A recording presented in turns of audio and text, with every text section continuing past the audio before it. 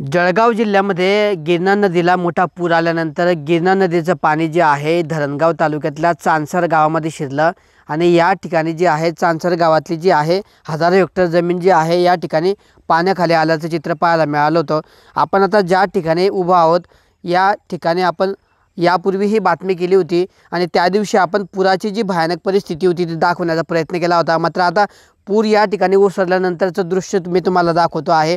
हा रस्ता आहे दोन गावांना जोडणारा तसेच शेतामध्ये जाणारा हा रस्ता आहे आणि हा पुराचा प्रचंड प्रवाह जोरदार असल्यामुळे हा संपूर्ण रस्ता जो आहे या ठिकाणाहून वाहून गेला आहे आणि त्यामुळे शेतामध्ये जाण्यासाठी किंवा शेतातला माल वाहून नेण्यासाठी जी वाहतूक करण्यासाठीची जी व्यवस्था आहे ती या ठिकाणी पूर्णपणे कोलमडलेली आहे आणि शेतकरी मोठ्या अडचणीत सापडलेले आहे। तर दुसरीकडे आपण आता जी जमीन बघतो आहे ही जमीन शेतजमीन आहे।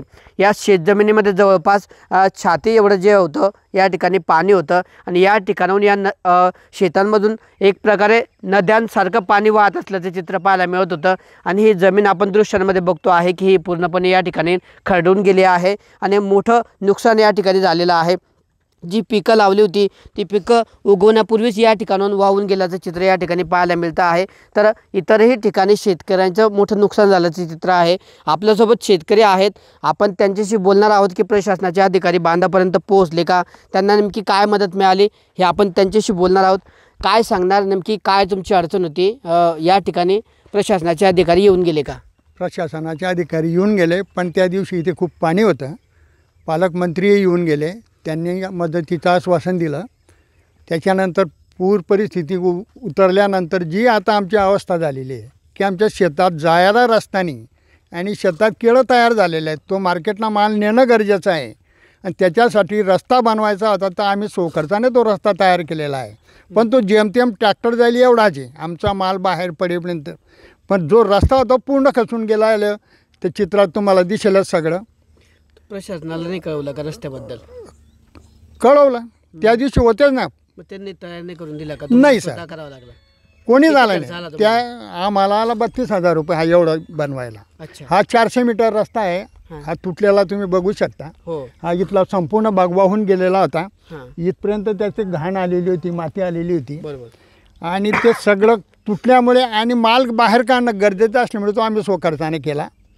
तर शासनाने त्वरित राहिलेला रस्ता मंजूर करून झालेला खर्चाच्या बाबतीत विचार करावा आणि जी काही नुकसान भरपाई देता येणं शक्य असेल नुकसान झालेल्यांना ती देण्यास विनंती शासनास आम्ही करतो आहे। काय सांगणार पवार साहेब, या ठिकाणी जे आहे चांसर गावात मोठं पुराचं पाणी शिरलं होतं, मोठं नुकसान झालेलं आहे।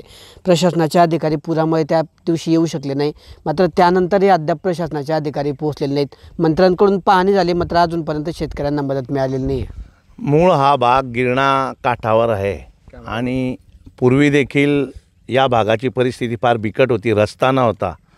पण पालकमंत्री गुलाबराव पाटील यांनी या ठिकाणी शेतकऱ्यांचा विचार करता हा रस्ता डांबरीकरण करून दिला होता आणि तरी ह्या इतका भरमसाठ नदीचा प्रवाह, पाण्याचा प्रवाह, गिरणा धरून सुटलेलं पाणी, त्याच्यामुळे हा 400 किलोमीटरचा रस्ता अक्षरशः एका बाजूनी हा पूर्ण संपून गेलेला आहे।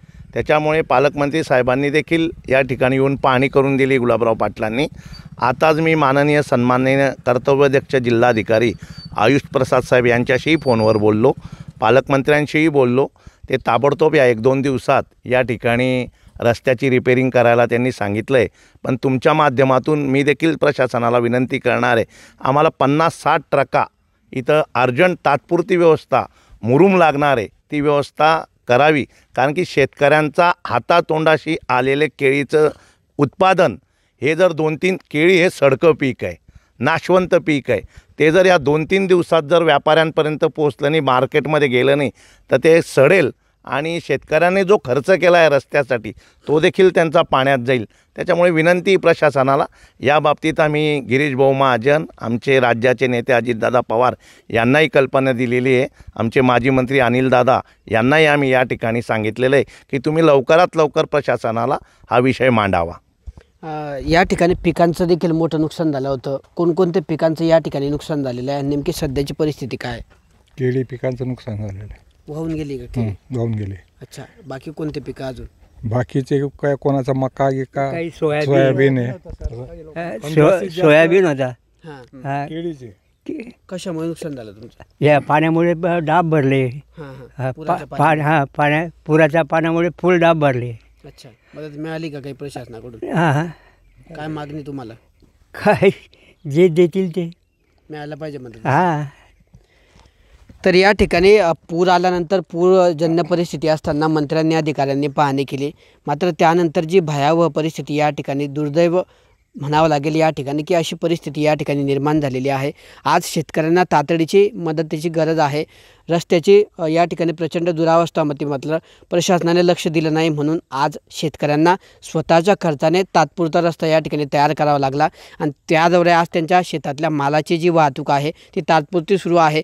मात्र हा रस्ता तातडीने बनवावा अशी मागणी या ठिकाणी करण्यात आलेली आहे. तर दुसरीकडे पिकांचं जे नुकसान झालेलं आहे त्याचेसुद्धा पंचनामे करून सरसकट नुकसान भरपाई देण्याची मागणी या ठिकाणी शेतकऱ्यांच्या वतीने करण्यात आली आहे.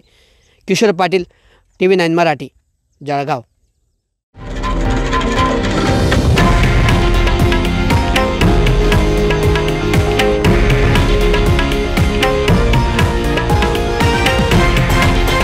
हे आहे देशातील नंबर 1 न्यूज नेटवर्क आणि आपण पाहत आहात TV9 मराठी, एकमेव.